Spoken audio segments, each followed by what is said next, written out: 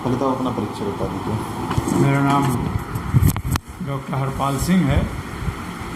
मैं इसका संस्थापक संरक्षक हूँ सभा का, और मैं भारत सरकार से और एशियन डेवलपमेंट बैंक से रिटायर्ड हूँ। आज अपनी प्रेस वार्ता करी है, किस लिए करी है? हम लोगों ने इसलिए की है कि जो एक वीरांगना है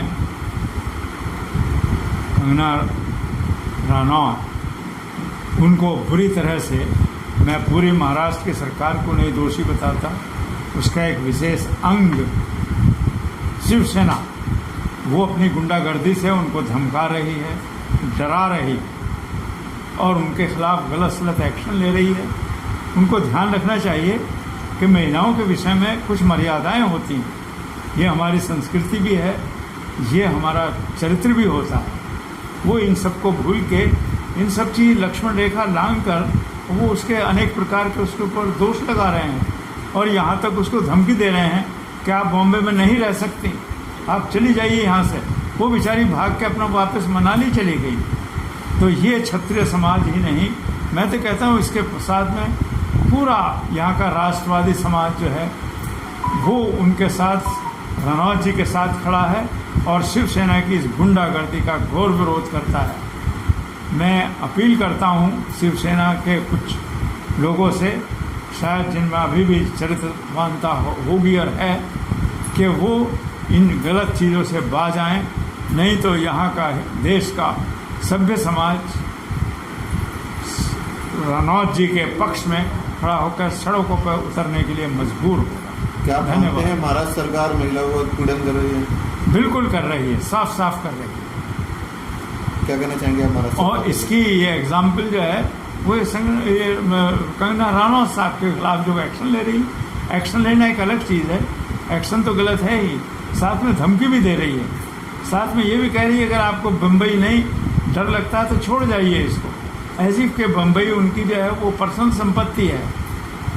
और साथ में उनको बेचारे मराठाओं को भी ले रही है।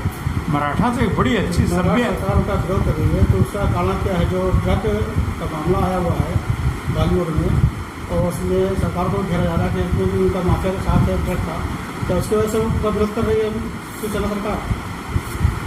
दोबारा कहिए अपना।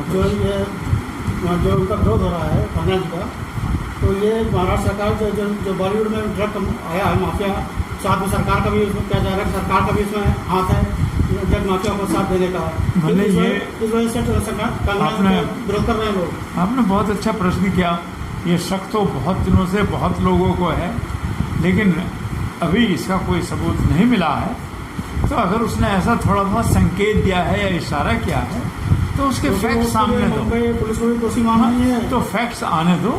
यानी बम्बई पुलिस को इसलिए मान रहे हैं कि आखिर जब सीबीआई की मांग हो रही थी इन्वेस्टिगेशन की, तो वहाँ की सरकार और पुलिस क्यों ये कह रही थी नहीं नहीं हम ही बहुत कॉम्पिटेंट हैं, हम ही कर लेंगे?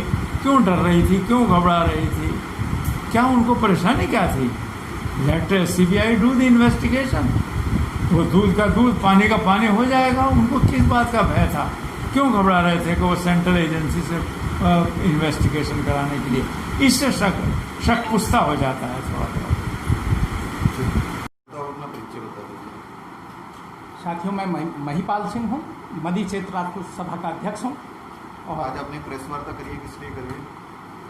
हमने प्रेस वार्ता इस संदर्भ में की है कि महाराष्ट्र सरकार एक राजपूत वीरांगना कंगना रनौत फिल्म अभिनेत्री को तरह तरह से प्रताड़ित कर रही है, जो कि एक देशपूर्ण भाव है और महाराष्ट्र सरकार की इमैच्योरिटी को दर्शाता है।